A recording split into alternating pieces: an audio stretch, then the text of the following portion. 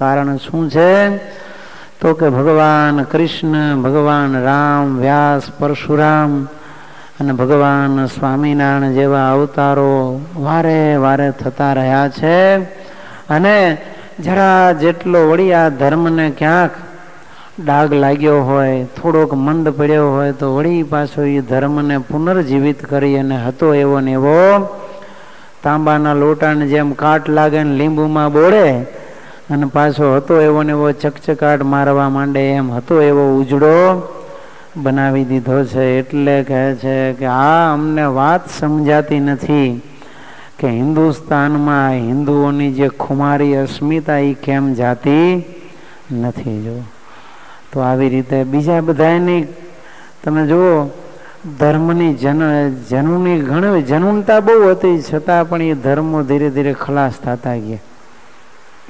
યુનાની ધર્મ આજે નામ ખાલી રહ્યું છે. મિસરમાં ઇજિપ્ત અને રોમન સંસ્કૃતિ, આ ત્રણ સંસ્કૃતિ તો ખલાસ થઈ ગઈ, ખાલી ઇતિહાસમાં હવે ભણવામાં આવે છે, નામે ક્યાંય જોવા મળતી નથી. જ્યારે આપણી સંસ્કૃતિ અનંત કાળથી છે અને હજી આજ સુધી એમને એમ ઊભી છે. જો ભારત વર્ષમાં તમે જુઓ જાત જાતના ધર્મો આવીને બેઠા છે.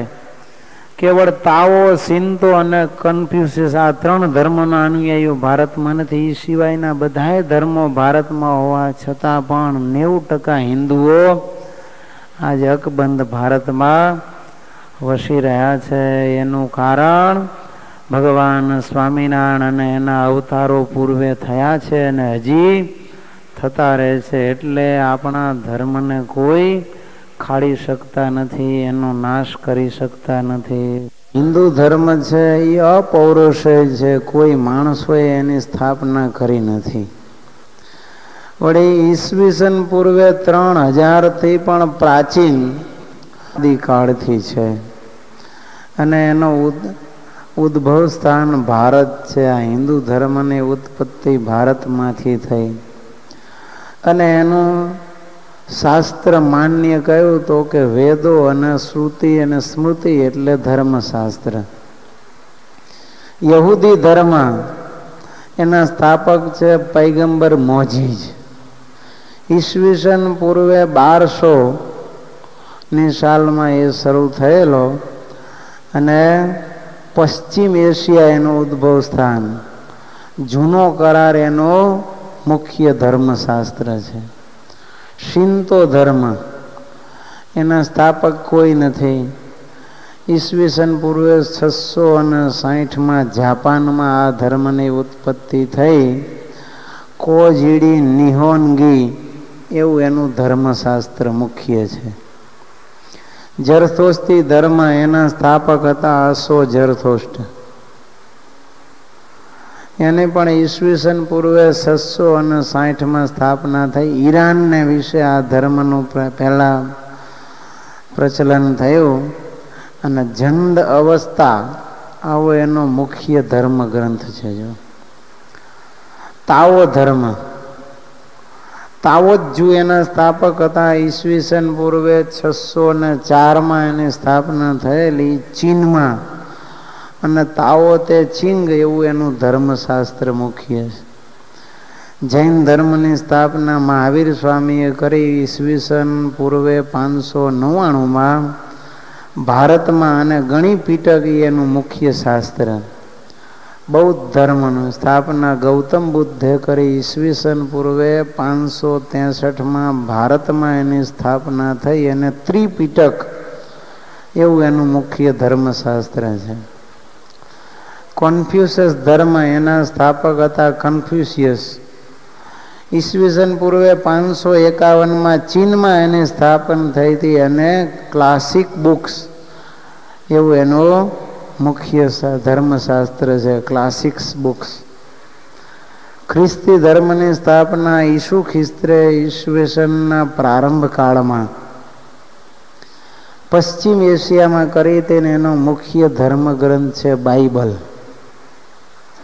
ઇસ્લામ ધર્મની સ્થાપના હજરત મુહમ્મદ પૈગંબરે ઈસવીસન પૂર્વે 571માં અરબસ્તાનમાં કરી અને એનો મુખ્ય ધર્મ ગ્રંથ છે કુરાન. શીખ ધર્મની સ્થાપના ગુરુ નાનકજીએ કરી ઈસવીસન 1469 ભારતમાં, અને ગ્રંથનું નામ છે ગુરુ ગ્રંથ સાહેબ. આમ 3-4 ધર્મો, 4 ધર્મો તો ભારતમાંથી જ ઉદ્ભવ્યા છે. જો છતાં પણ ભારત વર્ષની 90% પ્રજા છે એ આજે પણ હિન્દુ ધર્મ પાળે છે. જો અને ખુદ ભગવાન અવારનવાર આ ધર્મની રક્ષા કરવા માટે પધારે છે. એટલે તો ગીતાજીમાં પણ ભગવાને કહ્યું છે, યદા યદા હિ ધર્મસ્ય ગ્લાનિર્ભવતિ ભારત અભ્યુત્થાનમ અધર્મસ્ય સંભવામિ યુગે યુગે. તો આવી રીતે આ હિન્દુ ધર્મનો જ્યારે હ્રાસ થાય છે ત્યારે ભગવાન યુગ યુગ પ્રત્યે સમયે સમયે ધર્મનું પુનરુત્થાન કરવા, ફરી એને પાછો પ્રતિષ્ઠિત કરવા માટે ભગવાન કહે છે હું અવતાર લઉં છું. એટલે આપણો આ ધર્મ છે એ અનાદિકાળથી છે અને કાયમ માટે એવો ને એવો રહ્યો છે. એટલે એને સનાતન ધર્મ કહેવામાં આવે છે. મધ્યકાલીન યુગમાં મિડલ એજ પહેલા આપણા અસુરોએ વૈદિક સંસ્કૃતિને ભગવાનનો વિરોધ કરેલો. પછી વિધર્મીઓ, મુસ્લિમોએ, ખ્રિસ્તીઓએ આક્રમણ કર્યા. મધ્યકાલીન યુગમાં હિન્દુ પર હિન્દુઓના આક્રમણ થયા.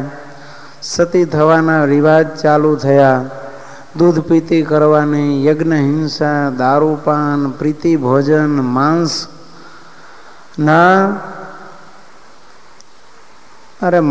તમે જુઓ, માંસના ભોજન કરાવવાના ચાલુ થયા. મહેમદાવાદમાં લગ્ન માટે એક બ્રાહ્મણની ઘરે, જુઓ ભગવાનના સમયમાં કેટલું માંસની ખબર, 60 મણ માંસ બ્રાહ્મણની ઘરેથી નીકળું લગ્નમાં ખવડાવવા માટે ભેગું કરેલું.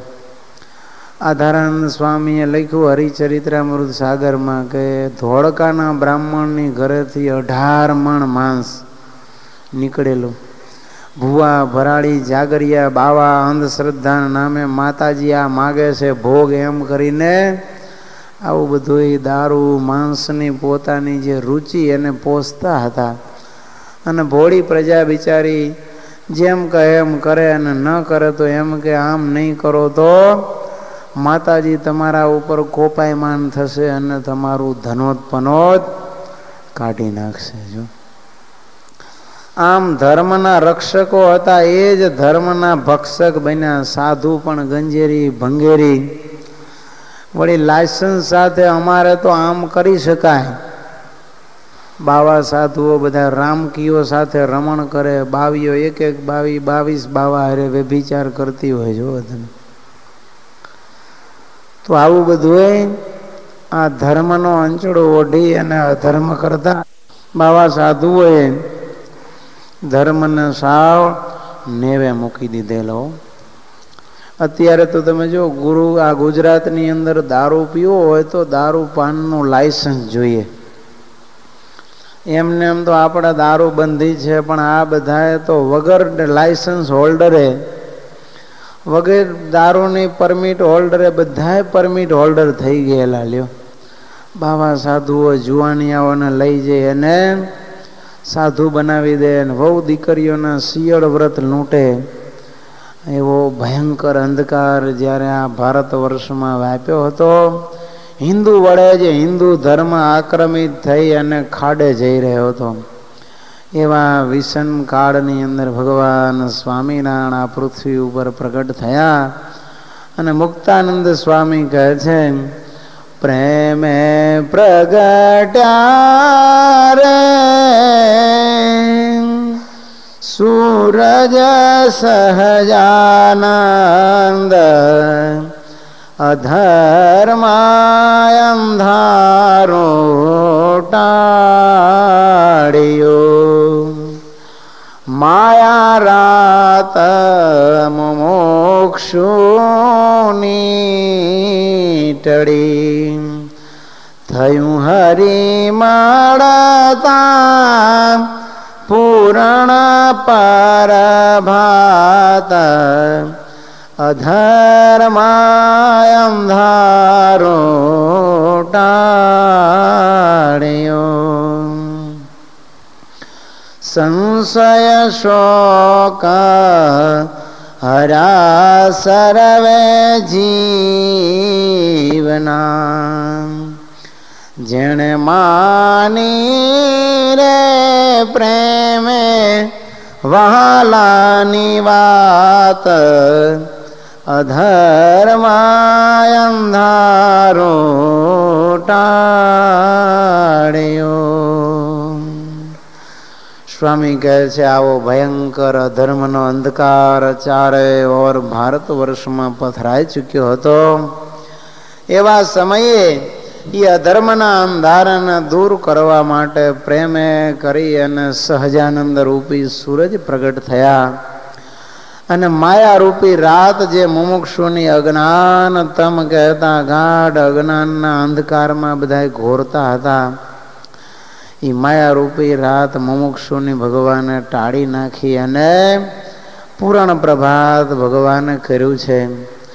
જેણે જેણે ભગવાનની વાત માની કહેતા શિક્ષાપત્રી વચનામૃત અને સત્સંગી જીવન માન્યા, એના સર્વે સંશય અને શોક હરાઈ ગયા અને પરમ સુખિયા એ બધા થઈ ગયા છો. એટલે તો કવિ નાનાલાલ કહે છે કે નૂતન યુગના પ્રભાત સૂર્ય પ્રગટ્યા, સહજાનંદ સ્વામી આવા સમયે ભગવાને જ્યોતિર્માર્ગ આપ્યો. લેમ્પ પોસ્ટ કહેતા દીવાદાંડી દીપ સ્તંભ ભગવાને તૈયાર કર્યો છે. એટલે કવિ લખે છે વિજ્ઞાને વિલયમ ગતે પ્રસરતી, શ્રોણ્યામ તમાસ્યાંતરે,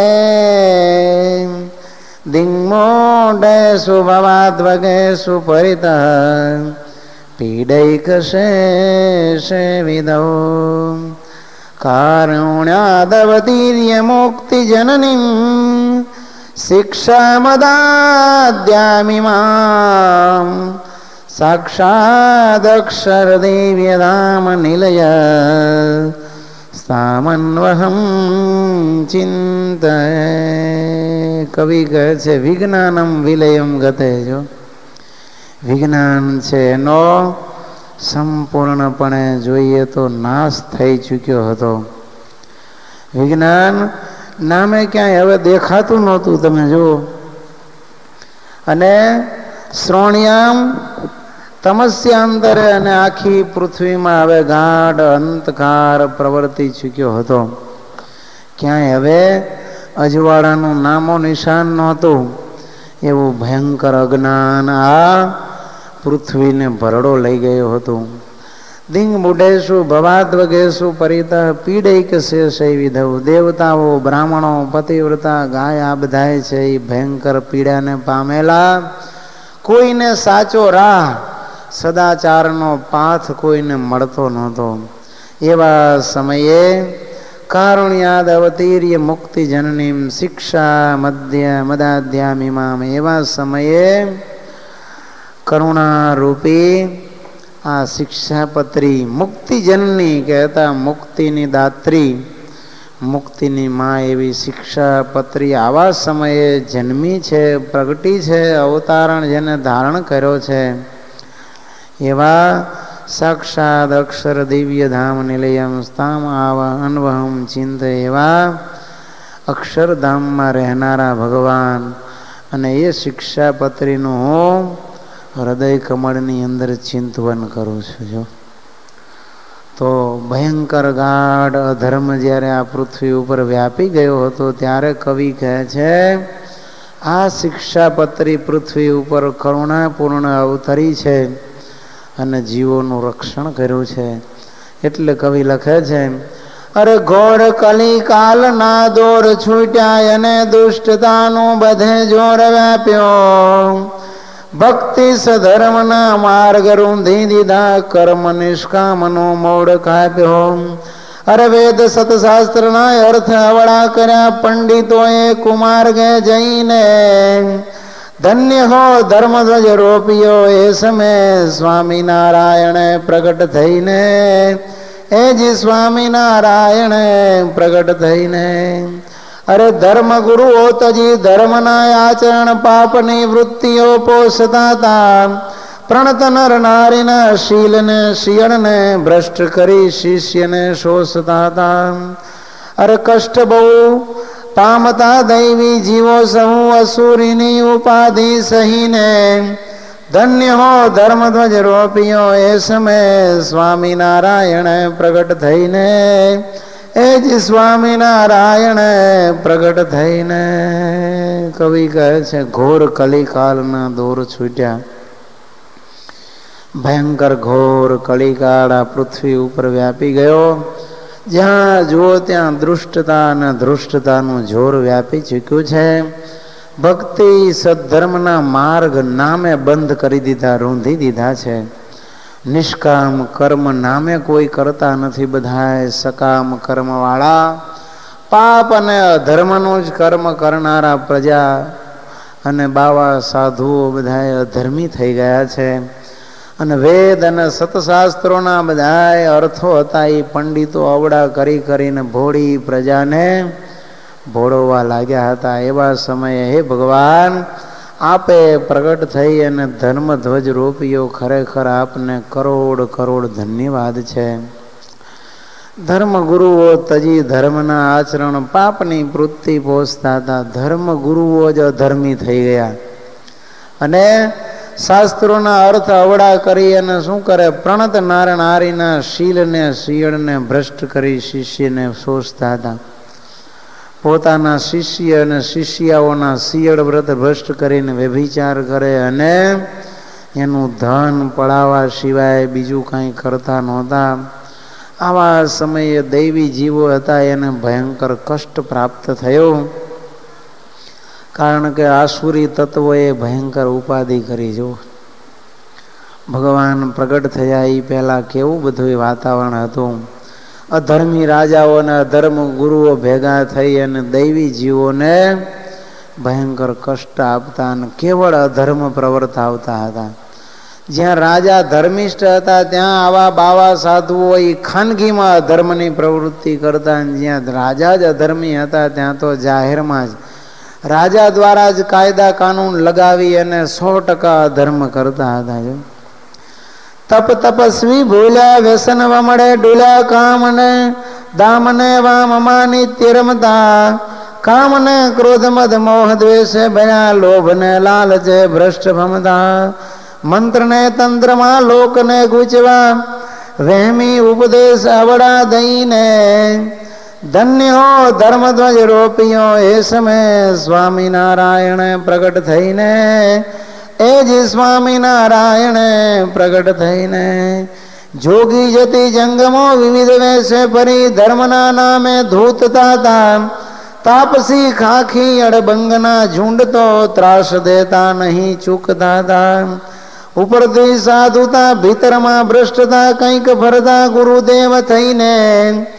ધન્ય હો ધર્મધ્વજ રોપિયો એ સમય સ્વામિનારાયણ પ્રગટ થઈને. એ જ સ્વામિનારાયણ પ્રગટ થઈને. કવિ કહે છે તપસ્વી તપ ભૂલ્યા વ્યસન વમડે ડૂલ્યા. જુઓ ઘણા બાવા સાધુઓ તમે જુઓ તો તપ કરવા જંગલમાં ગિરનારમાં હિમાલયમાં બેઠા હોય પણ શું કરે, આખો દિવસ ભાંગ ગાંજો અને અફીણો ચલમો અને ભૂંગળીઓ આમાં જ એનું જીવન ચાલુ જાય પણ તપ તો કરતા જ નથી. દામને વામમાં નિત્ય રમતા હતા અને કોઈ શિષ્યાઓ બાઈ એકલ દોકલ મળી જાય તો એની સાથે વ્યભિચાર કરે અને પૈસા પડાવે. બસ કામને ક્રોધ મદ મોહ દ્વેષ ભર્યા લોભ ને લાલચે ભ્રષ્ટ ભમતા. કામ ક્રોધ મદ મોહ દ્વેષ લોભ અને લાલચથી અતિશય ભ્રષ્ટ થયેલા જગતની અંદર રખડતા હતા. વળી મંત્ર તંત્ર એની અંદર લોકોને ગૂંચવી અને વહેમી ઉપદેશ અવડા આપી અને બિચારાની પ્રજાને ચૂસતા હતા. જોગી જતી જંગમો વિવિધ વેશે ફરી ધર્મના નામે ધૂતતા હતા. જોગી જતી જુદી જાતના કાપાલિકોન કાન ફટાન જટાડાન ચીપિયાવાળાન ધોકાવાળાન એવા અલગ અલગ કોઈ ખાખી બાવા, નાગા બાવા, અલગ અલગ જાતના બધાય વિવિધ વેશો ધારણ કરી અને જગતને ધૂતતા હતા. તાપસી ખાખી અડબંગના ઝુંડ તો, અને વળી ખાખી બાવાના તો હજાર હજારના ઝુંડ નીકળે. અને ગામમાં જઈને કોઈકનું નામ પૂછીને એને ઘરે ત્રાગા કરે કે અમને 1000 જણાને પાકા સીધા આપો. લ્યો, ખુદ ધર્મદેવની ઘરે જ 1000 બાવાઓની ખાખીની જમાયત આવી. જો છપૈયામાં આવી ત્યારે ગામના જે સરપંચ હતા એ તો રફુ ચક્ર થઈ ગયા, ઘરે તાળા મારીને ભાગી ગયા. ગામમાં પૂછ્યું કે ધનાટીએ કોણ? તો કે ધર્મદેવ છે, એની ઘરે આવ્યા. હવે છપૈયા ખોબા જેવડું ગામ, 1000ની વસ્તી જ નહીં, ટોટલ 300 400 500 ની વસ્તી માંડ હશે. અને આ બધા બાવા સાધુઓ આવીને કહે છે 1000 જણાના પાકા સીધા ધર્મદેવને કે તમે આપો. લ્યો, હવે 1000 જણાનું સીધું ધર્મદેવ ઘરમાંથી કાઢે ક્યાંથી? 5 જણાનો વરો ઘરનો. ધર્મદેવ કે તપાસ કરાવો, સરપંચ ક્યાંય ગયા? બધાને કહીને ઉઘરાણું કરીએ, જે થાય આપીએ. તો કે સરપંચ તો ભાગી ગયા ગામ છોડી. ધર્મદેવ મૂંઝાણા કે ભલે આટલા બધાનું સીધું તૈયાર આ ગામમાં ક્યાંથી મળે? આખા ગામમાં વસ્તી 400ની છે, 1000નું આપીએ ક્યાંથી? તાર કે જે થાય કરો, આકાશ પાતાળ એક કરો, પણ સીધું લીધા વગર નહીં જઈએ. લ્યો, તમારું નામ સાંભળીને આવ્યા છે, તમારે નથી દેવું એટલે ના પાડો. ધર્મદેવ કે ભાઈ 4 જણાનો લોટ જોઈ કેટલો મારે 5 જણાનો? એક માટલીમાં હોય 2-4 દાડાનો સ્ટોક. એ જમાનામાં તો હાથે ઘર ઘંટી જ દળતા. અત્યારે હજી અઠવાડિયાનું વળી કોઈ દડાવી લે એટલે એટલો સ્ટોક પણ ન હોય. બાયું 2-2 દાડા સવારમાં ઉઠીને ઘંટીથી દળે. જો ધર્મદેવ તો મૂંઝાણા, ઓળા તો માંડ્યા ધોકા તીપિયા ખખડાવવા, જેવી તેવી વાતો કરવાનું, જેમ આવે એમ બોલવા. ત્યાં તો ઘનશ્યામ મહારાજે જાણ્યું પિતાજી ટેન્શનમાં આવ્યા છે.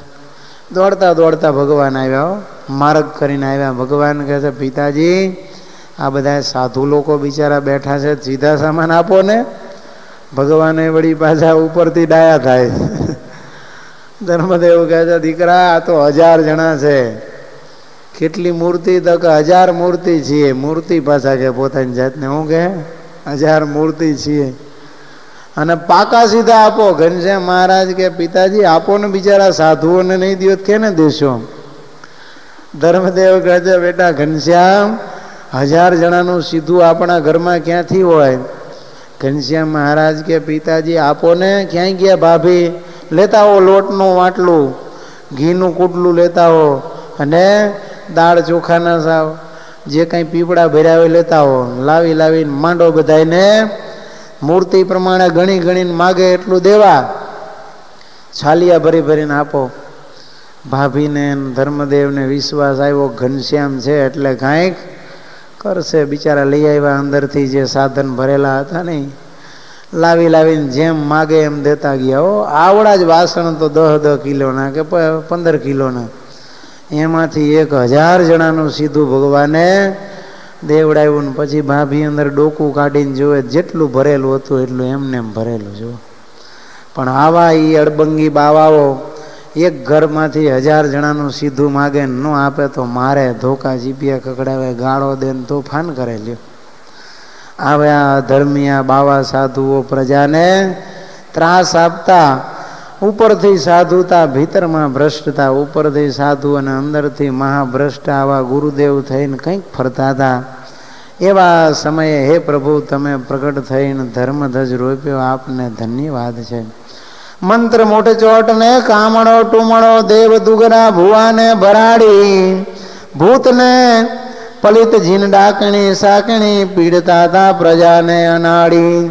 ઠગ ધુતારા ને જાદુ કિમિયા ગળા, ડારતા લોકને પેધી જઈને. ધન્ય હો ધર્મધ્વજ રોપ્યો એ સમય, સ્વામિનારાયણે પ્રગટ થઈને. અરે દારૂને માંસ ચોરી વ્યભિચાર, છડ દ્યુતની ચડી હતી ખૂબ ભરતી.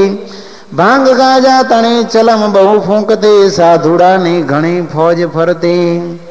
અરે ભાન ભૂલી હતી ધર્મ ને કર્મનું, આરી જનતા ધર્મે વહીને. ધન્ય હો ધર્મધ્વજ રોપ્યો એ સમય, સ્વામિનારાયણે પ્રગટ થઈને. એ જી સ્વામિનારાયણે પ્રગટ થઈને. કવિ કહે છે મંત્ર મુઠ ચોટ ને કામળો ટુમણો દેવ દુગરા ભુવાને ભરાડી જો.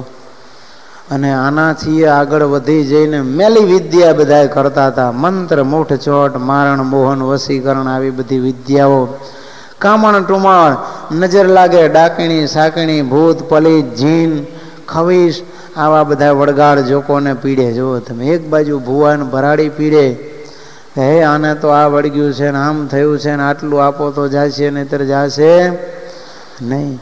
બીજી બાજુ ભૂત વળગે પી. ત્યારે અમે નાના હતા ત્યારે બહુ આવું સાંભળેલું કે ફલાણી જગ્યાએ ભૂત થાય છે ને પલિત થાય છે ને પેલાને ડાકણ વળગી છે ને પેલાને ચુડેડ વળગી છે.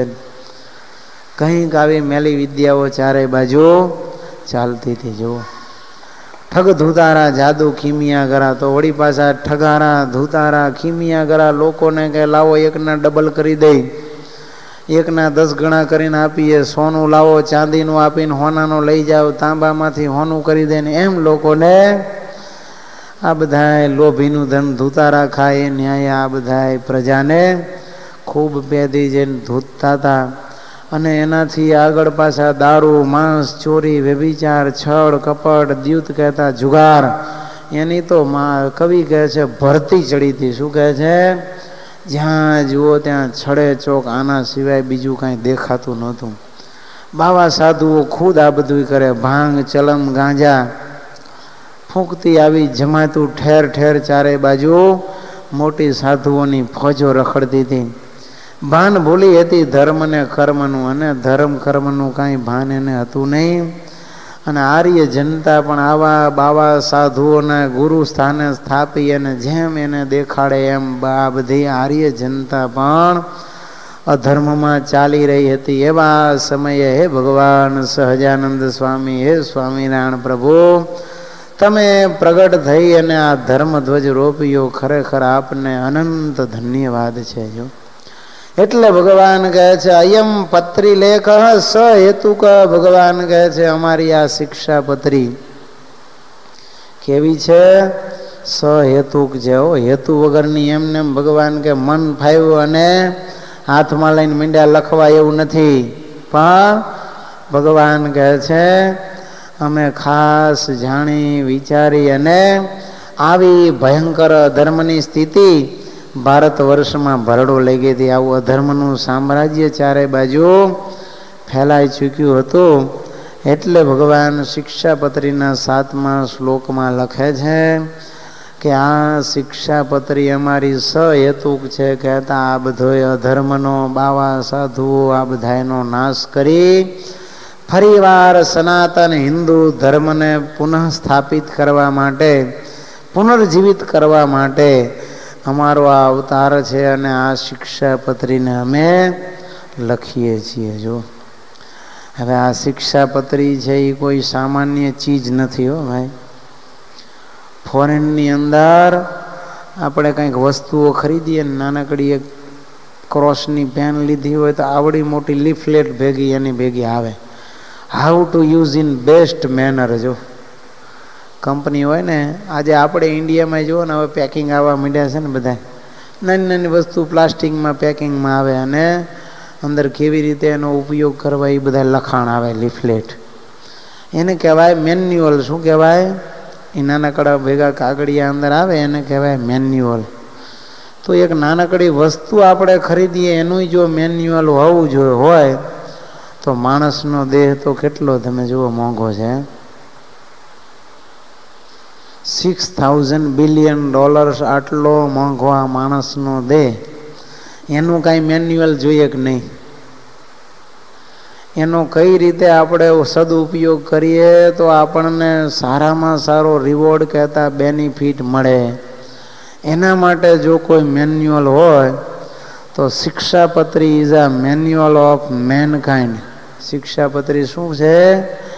આ માણસોનું મેન્યુઅલ છે કે આપણને માણસનો દેહ મળ્યો તો એને કેવી રીતે આપણે ઉપયોગ કરવો એનો, જેથી કરીને આપણને સારામાં સારો રિવોર્ડ આ લોકમાં પણ સુખી થઈએ દેહને અંતે ભગવાનના ધામને પામીએ. જો એટલા માટે જો ટીવી ફ્રીજ મિક્સર બૂટના પણ મેન્યુઅલ આવે છે એમ ભગવાને ખુદ સ્વયં સ્વામિનારાયણ પ્રભુએ પ્રગટ થઈને ભગવાનને એમ થયું કે હવે મેન્યુઅલનો જમાનો આવવાનો છે, તો હું પણ આ મેનકાઇન્ડ કહેતા માણસનું મેન્યુઅલ બનાવીને આપું છું.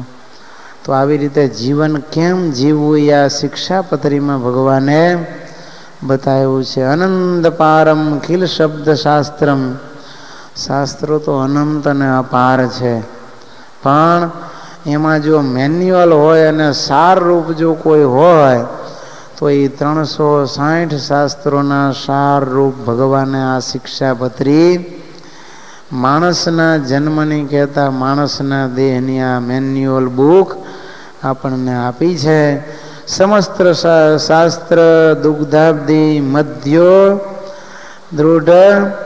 દ્રુત મનોત્તમમ શિક્ષાપત્ર્યામૃતમ કિંચિદ અમૃતત્વાય કલ્પતે.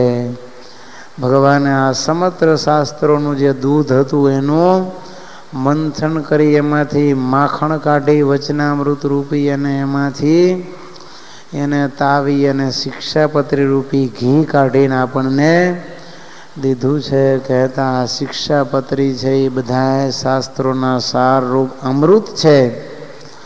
માટે જેને અમર થવું હોય, કહેતા અક્ષરધામને પામવું હોય, એના માટે આ શિક્ષાપત્રી ભગવાને લખી છે. જો એટલે ભગવાન કહે છે અમારી આ શિક્ષાપત્રી છે એ કેવી છે?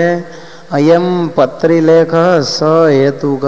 ભગવાન કે આ શિક્ષાપત્રી હેતુપૂર્વક અમે લખી છે, એટલા માટે આ શિક્ષાપત્રી આપણે દ્રઢપણે સાંગો પાંગ જીવનમાં ઉતારવી જોઈએ. જો I come not to destroy but to harmonize. ભગવાન શું કહે છે? હું નાશ કરવા માટે નથી આવ્યો, પણ આ જે અધર્મ હતો એને ધર્મનો જે લય હતો એને તોડી નાખ્યો હતો. એને ફરી વખત એ ધર્મનો લય પ્રસ્થાપિત કરવા માટે ભગવાન કહે છે હું આપ્યો છું. ઘણા એમ કહે છે કે સ્વામિનારાયણ નવો ધર્મ થાપ્યો. ભાઈ સ્વામિનારાયણનો ધર્મ નવો નથી, ધર્મ જૂનામાં જૂનો હિન્દુ ધર્મ છે એ જ છે. આને તો સંપ્રદાય કહેવાય. શું કહેવાય? હિન્દુ ધર્મની એક બ્રાન્ચ કહેવાય. જેમ રામાનુજ સંપ્રદાય, રામાનંદી સંપ્રદાય, વૈષ્ણવ સંપ્રદાય, શક્તિ સંપ્રદાય, શૈવી સંપ્રદાય, એમ આ એક સ્વામિનારાયણ સંપ્રદાય છે. એટલે ભગવાન કહે છે હું નવો ધર્મ સ્થાપવા માટે નથી આવ્યો, પણ હિન્દુ ધર્મની આ ફૂલવાડીની ભાંગેલી જે પાળો છે ને એને સમારવા, એને સરખી કરવા આવ્યો છું. એની વાળમાં છીંડા પડી ગયા હતા, આ ધર્મમાં ગાબડા પડી ગયા હતા ધર્મની દિવાલમાં. ભગવાન કહે છે એને રિપેર કરીને હતી એવી લેમિનેશન કરીને કોઈ દી બગડે નહીં એવી આ દિવાલ કરવા માટે ભગવાન કે હું આવ્યો છું. એટલે એમાં જરૂર પડી અહીંયા ક્યાંક નવું નવું થોડું સિમેન્ટિંગ મટીરિયલ ભગવાને ઉમેર્યું છે, પણ મૂળ તો ભગવાન કે હિન્દુ ધર્મનો અમે ફરી વખત પ્રસ્થાપિત કરવા માટે આવ્યા છીએ. એટલે આ ધર્મ અમારો નવો નથી, પણ જૂનો ધર્મ છે. કાપ્ય અને શલાકયે ને મંતસ્તી મીટહારિણી પ્રજ્ઞા દૃષ્ટિ પ્રકાશાય શિક્ષાપત્ર્યુપસેવનાથ.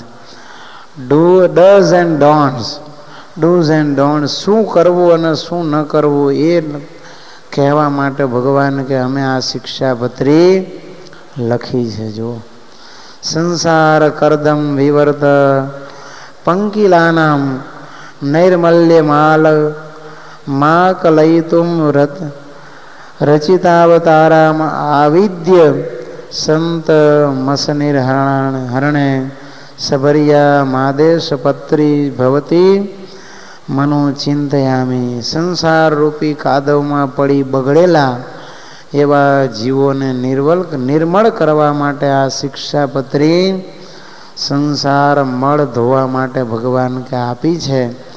માટે આ શિક્ષાપત્રી એ દંડપત્રી નથી, પણ શિખામણ કહેતા ઉપદેશની પત્રી છે. આ પ્રેમ પત્રી છે. પ્રેમે કરીને ભગવાન કે હું મારા બાળકોને આ ઉપદેશ આપું છું. જેમ સાસરે જતી દીકરી હોય એના માથે હાથ મૂકીને માં એને એમ કહે કે બેટા તું આ કરજે અને આ ન કરતી, એમ ભગવાન પણ કહે છે કે તમે આમ કરજો અને આમ ન કરતા. જો આમ નહીં કરવાનું કરશો તો તમે કુંભી પાક નરકમાં જશો. અંધતા મિશ્ર નરકમાં જો ભગવાનની આજ્ઞા લોપશો તો જાશો અને આજ્ઞા પાડશો તો અક્ષરધામને પામશો. જો વચનામૃત ગઢ્યના ગધડા અંત્ય પ્રકરણના પહેલા વચનામૃતમાં ભગવાન એટલે ચોખ્ખી લખે છે કે આ અમારી લખેલી શિક્ષાપત્રી એનો નિત્ય પાઠ અમારા આશ્રિત જે તે ત્યાગી સાધુ બ્રહ્મચારી તથા ગૃહસ્થ બાઈ ભાઈ સર્વે તેમણે નિત્ય કરવો, અને જેને ભણતા ન આવડતું હોય તેને નિત્ય શ્રવણ કરવું, અને જેને શ્રવણ કરવાનો જોગ ન આવે તેને નિત્ય શિક્ષાપત્રીની પૂજા કરવી. અને એ ત્રણમાંથી જેને ફેર પડે તેને એક ઉપવાસ કરવો એમ અમારી આજ્ઞા છે. પછી સર્વે સભામાંથી ઊભા થઈ અને મહારાજના ચરણે અડી અને નિયમ ધારણ કર્યો કે હે મહારાજ, આજથી તમે કહેશો એમ જ અમે સર્વે ધર્મો પાળીશું અને વર્તીશું. ત્યારે ભગવાને પણ પ્રસન્ન થઈ અને સાધુ બ્રહ્મચારીને પછી બાથ ભરીને પ્રભુ મળ્યા અને આશીર્વાદ આપ્યા. જો માટે જેને જેને નિયમ ધાર્યો છે ભગવાન કહે અહીંયા આવો, અને સર્વે સત્સંગીના હૃદયમાં ભગવાને પોતાના ચરણારવિંદ આપ્યા. એવા ભગવાન રાજી થયા.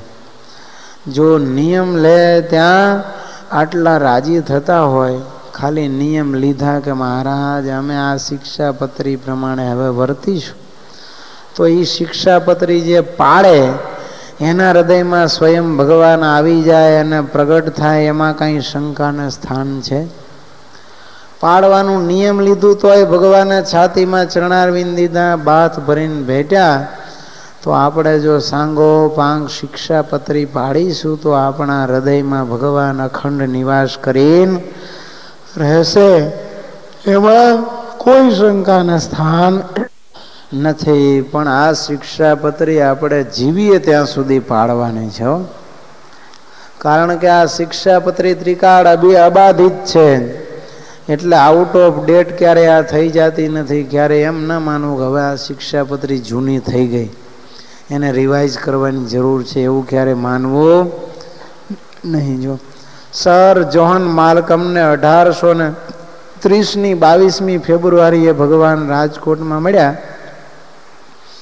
ત્યારે શિક્ષાપત્રી ભગવાને એને આપેલી અને તેણે કહ્યું કે તમારું કોડ ઓફ કન્ડક્ટ જેવું શાસ્ત્ર મને આપો. ભગવાનને એને શું કહેલું સર માલ્કમે કે તમારા કોડ ઓફ કન્ડક્ટ એવું એક શાસ્ત્ર મને આપો. ત્યારે ભગવાને રાજી થઈને શિક્ષાપત્રી આપી. ત્યારે એણે એ શિક્ષાપત્રી માથે ચડાવી અને દાદા ખાચરને ઘોડો ભેટ આપતા ગયા. ત્યારે એ બોલ્યા કે મારે તો આમાં હજારો ઘોડા આવી ગયા છે.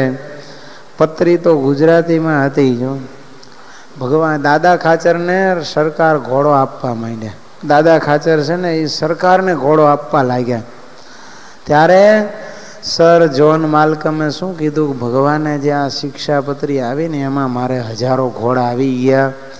ઘોડાથી મને કાંઈ મતલબ નથી. ભગવાને તો સહજાનંદે મને રાજી થઈને આ શિક્ષાપત્રી આમાં આપી, એમાં મને સર્વસ્વ પ્રાપ્ત થઈ ગયું. જો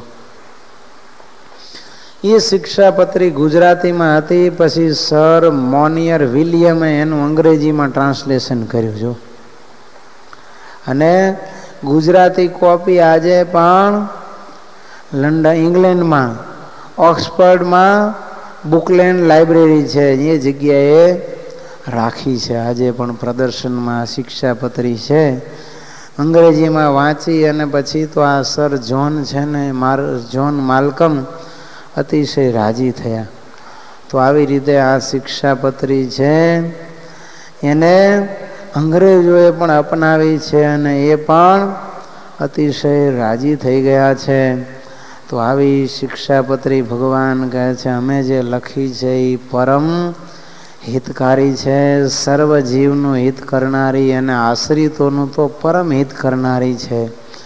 અને આવી અધર્મની સ્થિતિ જ્યારે હતી એનો નાશ કરવા અને ધર્મનું સ્થાપન કરવા માટે ભગવાન કહે છે સહેતુક અમે આ શિક્ષાપત્રી લખી છે. પાલયંતે મનોજાહ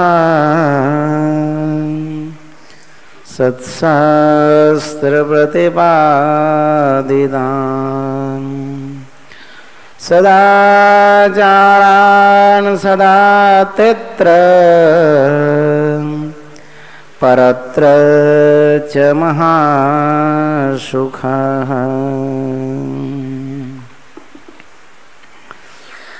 ભગવાન શ્રી હરિ કહે છે શ્રીમદ ભાગવત પુરાણ આદિક જે સતશાસ્ત્ર તેમણે જીવના કલ્યાણને અર્થે પ્રતિપાદન કર્યા એવા અહિંસા આદિક જે સદાચાર તેમને જે મનુષ્ય પાળે છે તે મનુષ્ય જે તે આ લોકને પરલોકને વિશે મહાસુખિયા થાય છે. ભગવાન શ્રી હરિ કહે છે સદાચારનું પાલન કરવું. પ્રેમાનંદ સ્વામીના કીર્તનમાં પણ ભગવાને કહ્યું છે સૌતમ પાડજો રે સર્વે દૃઢ કરી મારાને તમ પર રીજશે રે ધર્મ ન ભક્તિ કરશે ક્ષેમ. સૌ હરિભક્તને રે રહેવું હોય મારે પાસ તો તમે મેલજો રે મિથ્યા પંચ વિષયની આસ. સૌ હરિભક્તને રે જાવું હોય મારે ધામ તો મને સેવજો રે તમે શુદ્ધ ભાવે થઈ નિષ્કામ. ભગવાન કહે છે તમે બધા જો મારા આશ્રિત કહેવાતા હો, તમે જો મારા આશ્રિત હોય તો દ્રઢપણે ભગવાન કહે છે મારા બધા નિયમોનું પાલન કરજો.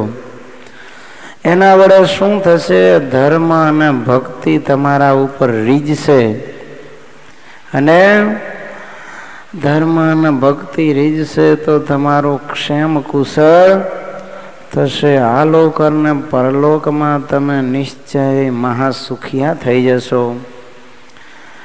વળી એટલું જ નહીં, તમારે જો મારા ધામમાં જવું હોય તો પણ પંચ વિષયની આશા છોડી અને આવી ભગવાનની જે આજ્ઞા છે એ આજ્ઞાને દ્રઢપણે જો મારી પાસે મારા ધામમાં રહેવું હોય તો તમે પાળજો છો. નિષ્કામ ભાવે ભગવાન કે તમે મને સેવજો. સકામ ભાવ રાખશો ને તો પણ મારું ધામ નહીં મળે. જો હરિલાલજી મહારાજે હરિલીલામૃતમાં લખ્યું, ભગવાન કહે છે પત્રી અમૃત કળશ કહેવાય જેહ પીએ અમરતા ના થાય. છે મુખવાણી હરિની જ જાણો સ્વરૂપ પોતાનું જ પ્રમાણો. હરિલીલામૃતમાં લખે છે કે આ શિક્ષાપત્રી છે એ અમૃતનો કળશ છે. જે કોઈ અમૃત પીવે એ અમર થઈ જાય એમ ભગવાન શ્રી હરિના મુખની આ વાણી સ્વહસ્તે લિખાયેલી આ પ્રત સાક્ષાત ભગવાનનું સ્વરૂપ છે એમ તમે જાણો. જે કોઈ એને અનુસારે વર્તે છે એ તો આલોક અને પરલોકને વિશે નિશ્ચય મોટા સુખને પામે છે. ભગવાન કહે છે આ સુખનો રાજમાર્ગ છે. આ શિક્ષાપત્રીના સદાચારનું પાલન કરવું, સત્પુરુષોએ શાસ્ત્રોએ પ્રતિપાદન કરેલો સદાચાર એનું પાલન કરવું એ જ સુખનો રાજમાર્ગ છે. માટે ભગવાનનું જો મહાત્મ્ય જાણતા હોય તો આજ્ઞા સહેજે સહેજે પડે હો. એવા જન ધર્મમાં રહે જે મહાત્મ્ય જાણે મહારાજનું, મહામોંઘો મેળાપ જેનો ક્યાંથી થાય સર્વે શિરતાજનું.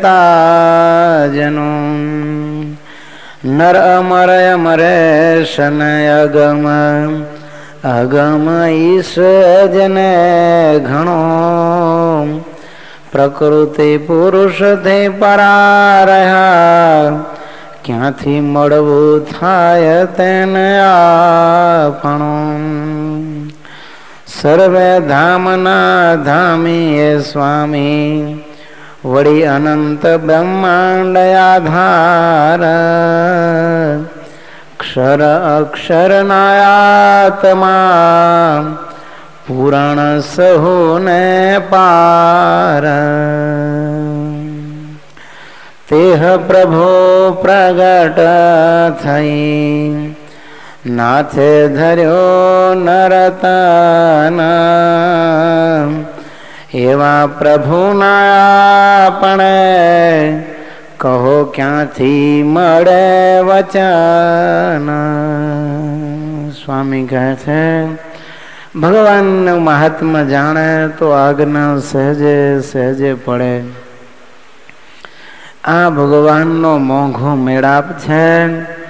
ક્યાંથી ભગવાન, ક્યાં ગાંગો તેલી ને ક્યાં રાજા ભોજ. એ બેયનું મેળાપ ક્યાંથી થાય? અરે નર અમર કહેતા દેવતાઓ, અમરેશ કહેતા ઇન્દ્ર, એ બધાને ભગવાન અગમ છે. અરે ખુદ શિવજી પણ ભગવાનને જાણી નથી શકતા. અજ કહેતા બ્રહ્મા પણ ભગવાનને પૂરા નથી જાણી શકતા.